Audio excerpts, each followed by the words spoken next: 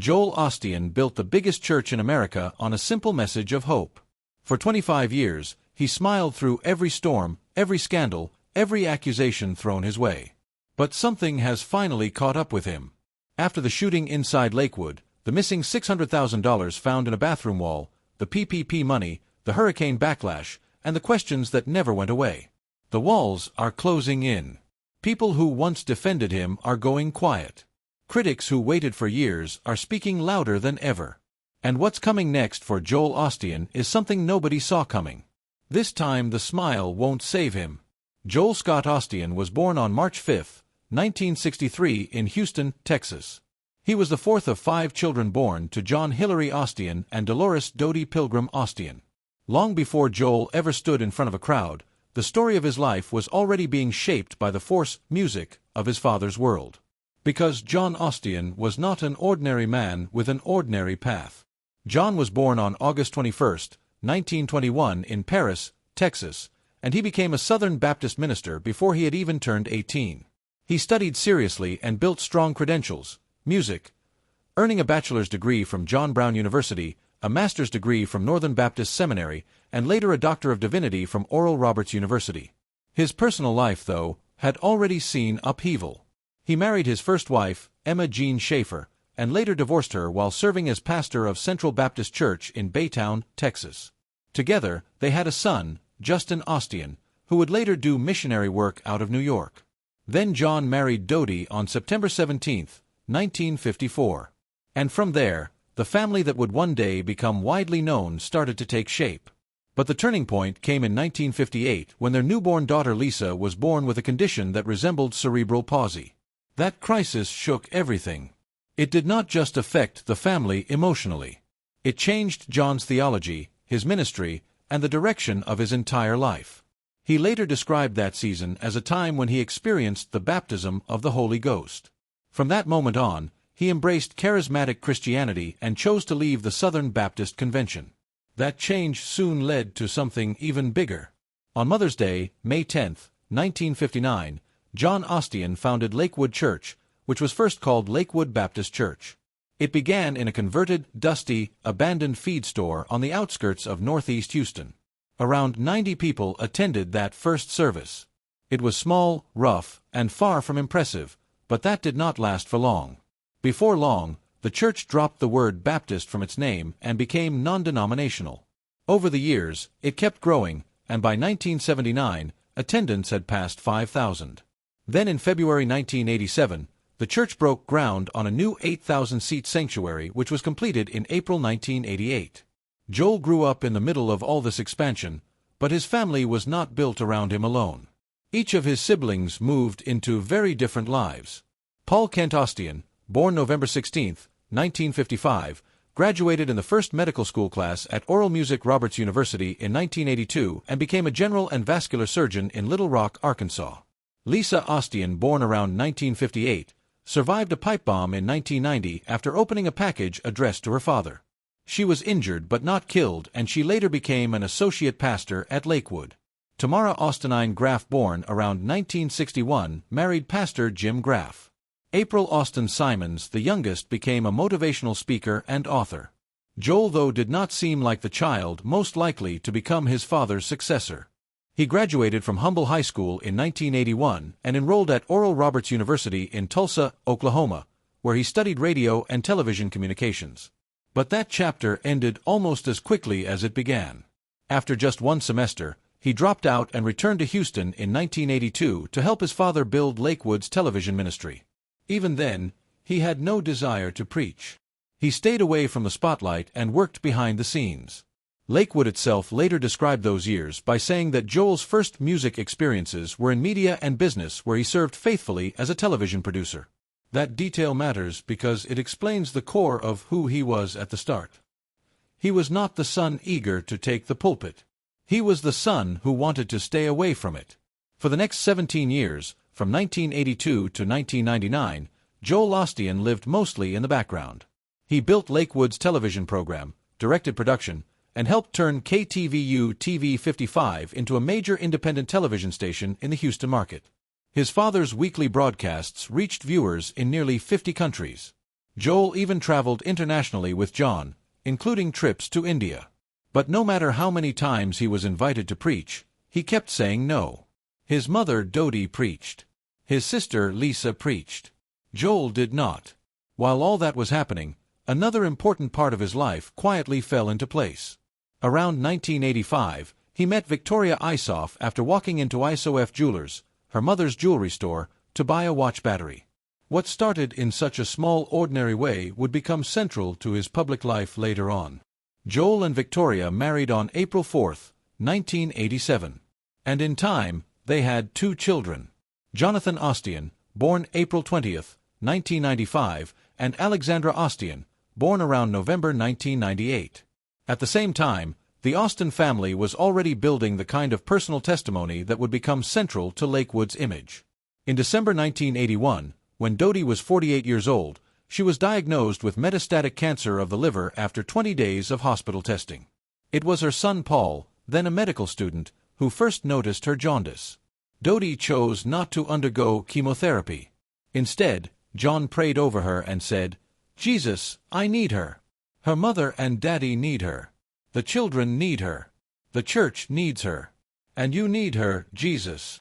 Dodie later said she was divinely healed and published Healed of Cancer in 1986. Years later, Dr. Paul Osteen told the Washington Times, "I was there and I saw the results of the music scans and I saw the results of the biopsy. I know it wasn't a misdiagnosis. People just don't survive that. She had multiple lesions. It's just a remarkable miracle." Dodie lived until July 30, 2025, dying peacefully at age 91.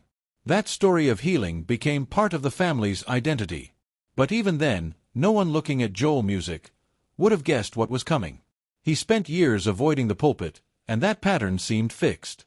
Then everything changed in January 1999.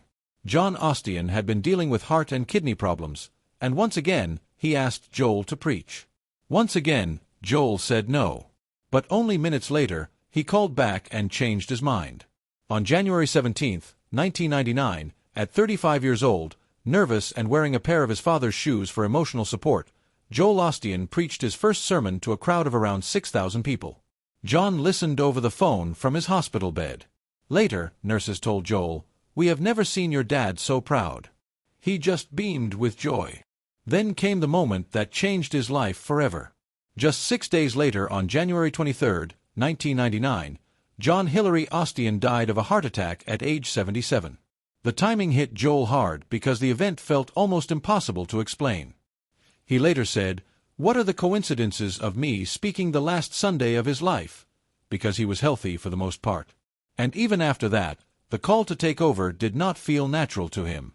He remembered the inner struggle clearly, saying, "I felt that same feeling that said, I'm supposed to step up and pastor the church." And again, every thought said, "Are you crazy?" Even so, he stepped forward. On October 3, 1999, Joel was formally installed as the new senior pastor of Lakewood Church, and Victoria was named co-pastor.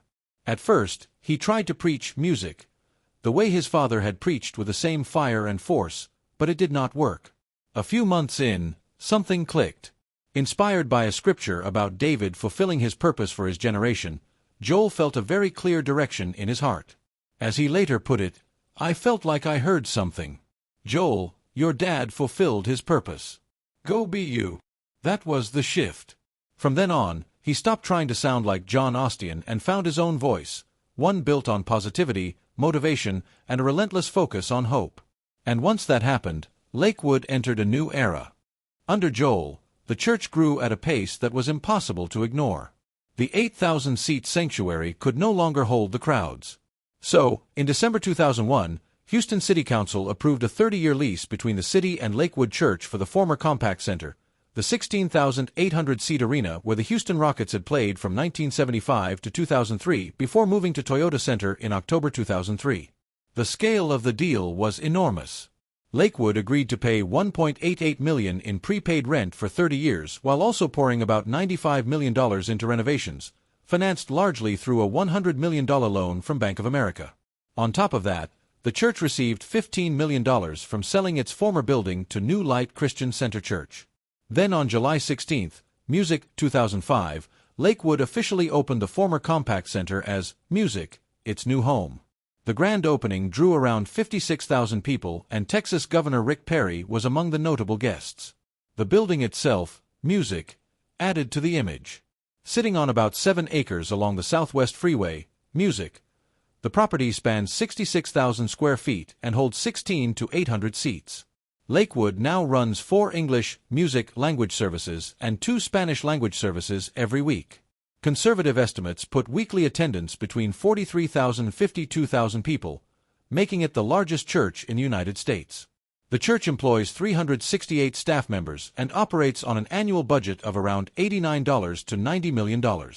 Then, in another major step, Houston City Council voted 13-2 on March 31, 2010 to sell the property outright, Music, to Lakewood for just $7.5 million. Years later, in December 2023, the church finally paid off the $100 million Bank of America construction loan, and Joel tearfully announced that milestone from the stage. By that point, Lakewood had become far more than a church in one city. Its television ministry alone was Music, costing about $25 million a year based on fiscal year 2017 financial data. Joel's broadcasts aired on Trinity Broadcasting Network, Dyer, USA Network, and in more than 200 U.S. music markets. They reached an estimated 100 million households in America and audiences in more than 100 countries. His online reach became huge too, with around 30 million Facebook followers, 10 million on X, 7 million on Instagram, and 3.6 million YouTube subscribers. As his visibility rose, another transformation happened alongside it. Joel Osteen was no longer just Music, a pastor. He became a publishing success story. His first book, Your Best Life Now, 7 Steps to Living at Your Full Potential, was published on October 12, 2004 by Faith Words. It debuted at number 1 on the New York Times self-help bestseller list, stayed there for more than 2 years, and sold over 8 million copies worldwide. That book changed everything because it turned Joel from a Houston megachurch pastor into a national brand. His next major book, Become a Better You, came out in October 2007 through Simon & Schuster's Free Press imprint. And the financial scale was just as striking as the sales.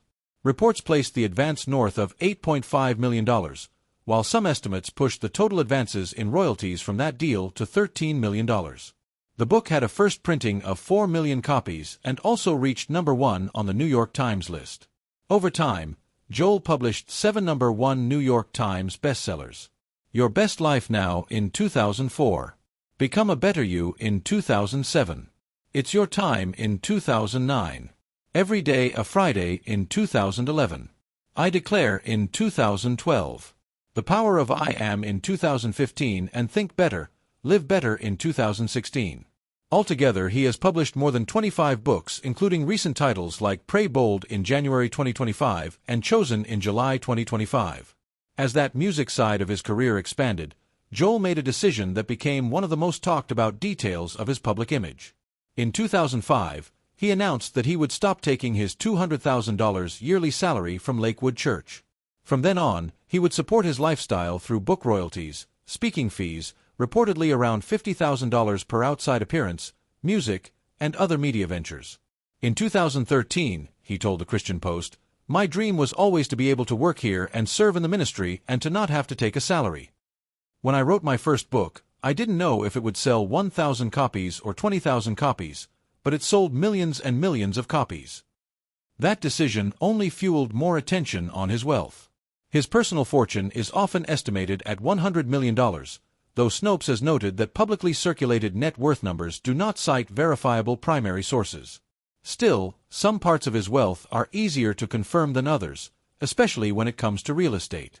In 2010, Joel and Victoria bought a 17,000 square foot mansion at 3960 Del Monte Drive in Houston's River Oaks neighborhood for $10.5 million. The estate dates back to 1937 and sits on 1.86 acres.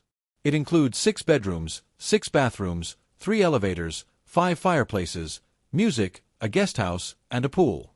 Current estimates place its value between $14 million and, music, $16 million. The property is technically owned by the Covenant Trust, which means the Osteens do not qualify for a homestead exemption, and annual property taxes are about $260,000. They also still own their former Tanglewood home valued at roughly $2.9 million. At the same time, criticism around financial transparency never fully went away. Ministry Watch gave Lakewood Church an F for financial transparency and a donor confidence score of 3 out of 100, one of the lowest possible ratings. Because Lakewood is a church, it is tax-exempt and not required to file public financial disclosures. Reports from the Houston Chronicle and Financial Times said that less than 1.5% of Lakewood's funds went to charitable causes, which amounted to about $1.2 million out of $89 million in fiscal year 2017 income. And while Joel often projects calm, smiling certainty in public, his family has not avoided controversy. One of the biggest stories involving the Osteens came not from a stage or a church, but from an airplane. On December 19, 2005, Victoria Osteen boarded Continental Airlines Flight 6002, Music, from Houston to Vail, Colorado. What happened next fed tabloids for years.